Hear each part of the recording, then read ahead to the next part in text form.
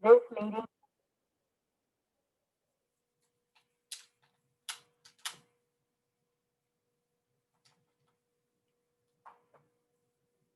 Oh, hi.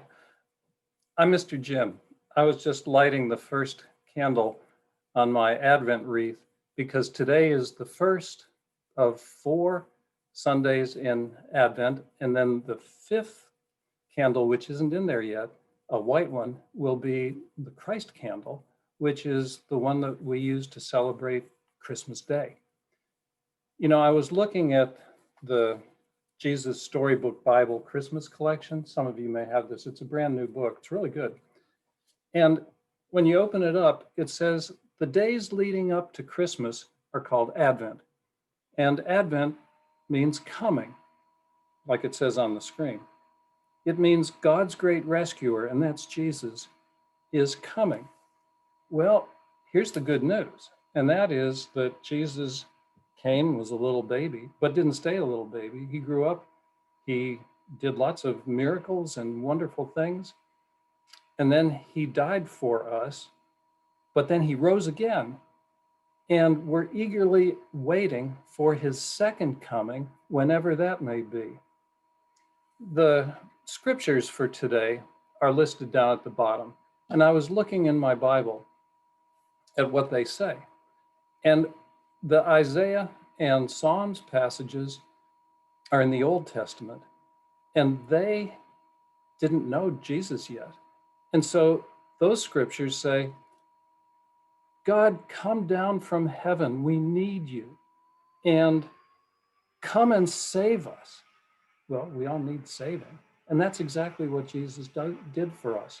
And so in 1 Corinthians, it says, you've been blessed because Jesus came and saved us.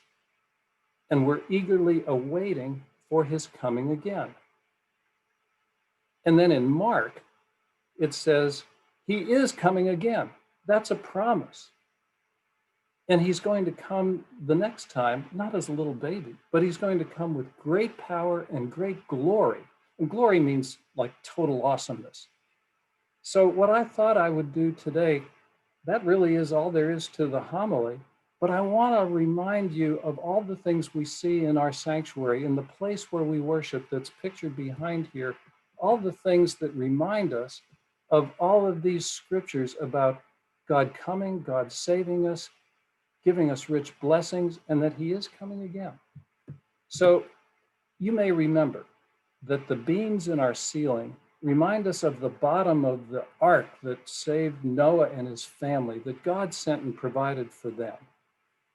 Really important. So God did come, God did save, even back in those days before Jesus. And we remember that our ceiling has this heart-shaped place right at the very front that represents the heart of God up in heaven. And what does God send to us? Well, he sends us showers of blessing. And those blessings are symbolized, they're represented, we are reminded of them by that wood paneling that looks like rain showers of blessing. But God didn't send those blessings without something else. And that was the fact that Jesus came, got born as a little baby, and we're going to celebrate that on Christmas, but that he also had to die for us. But then, you know, we have an empty cross because that means that Jesus doesn't just keep on it. He rose up, he's alive, and he will be coming back again. That big white table up front reminds us that Jesus did make that sacrifice. In the Old Testament, sacrifices were always made on altars. And we have a beautiful altar, but it still reminds us that Jesus died for us and sacrificed himself for us.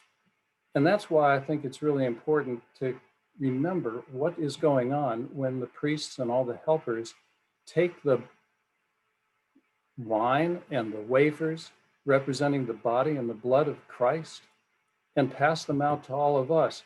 They use these containers, these places that hold the wine and all of the wafers and all of the stuff that the priests need to distribute the uh, body of Christ, and all the helpers to distribute the uh, cup of wine, the blood of Christ. Those things are very special. And so they're kept in a special place. Did you ever notice in our sanctuary, in our building, that there's a little cubby place, a hole in the wall kind of thing, or at least a little doorway, and there's a light over it? The light says the blood of Christ, the body of Christ, the symbols that represent them are in this little cubby place. Let's take a look at that. It looks like this in our church. And whenever I see a little door, I sort of like to know what's behind it. Would you like to see what's behind this little door? Well, I'll show you. I just happen to have a picture of it. Ah, there's another little door, a curtain. And that reminds us that the curtain, the wall, the veil between us and God was ripped apart when Jesus died and then rose again. And so right behind that, we put the wafers and the wine because they're holy, they're set apart. We want to be sure that we respect them and treat them as the totally awesome thing that they are.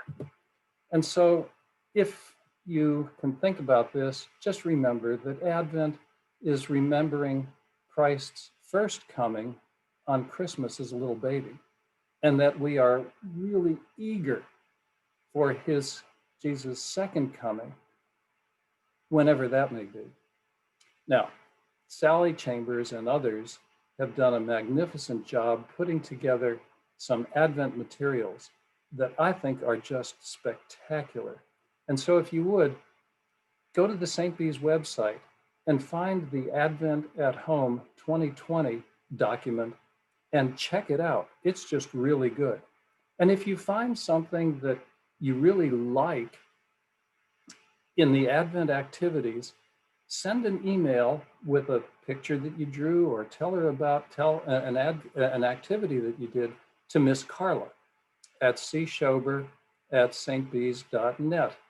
And if we get some good ones, we'll show them to you at a future date. So anyway,